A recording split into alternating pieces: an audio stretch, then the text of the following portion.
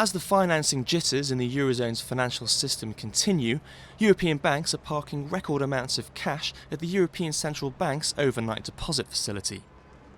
Back in December, the ECB offered banks unprecedented support through 3-year loans, and that resulted in more than 500 banks borrowing €489 billion at just 1%.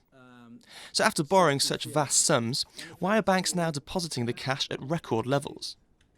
The key issue is there is a solvency crisis in the European banking sector.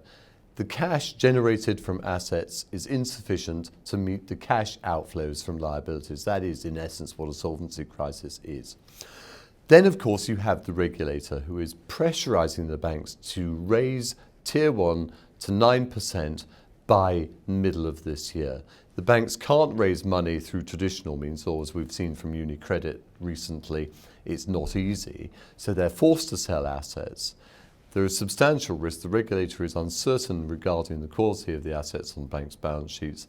So as a consequence, as a huge risk-off strategy, rather than lending, banks are hoarding cash, not just with the ECB, but also, of course, the Bank of England and the Federal Reserve too. While short-term emergency borrowing from the ECB remains high, many banks are left with a lot of cash that they need to deposit. But the ECB's deposit facility pays low levels of interest, so there really is no big incentive for banks to keep their money in it for the long term.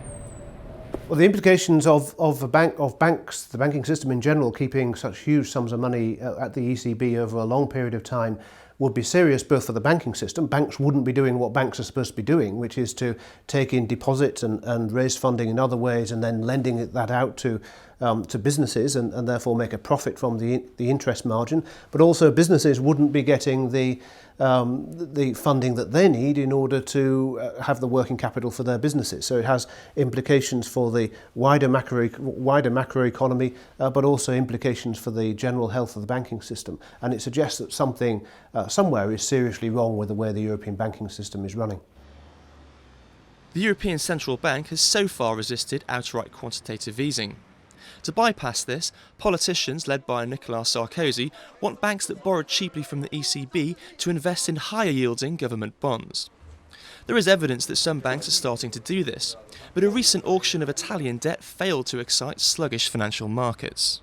President Sarkozy and other policymakers think this is a way to get the whole machine working again. Of course, skeptics would say that that kind of circular action was what helped us get into this mess in the first place. So the last thing we want to be doing is to encourage it to continue. As confidence returns in some kind of economic stabilisation, I'm sure we will see banks step up a little the credit supply to the real economy at some point as well.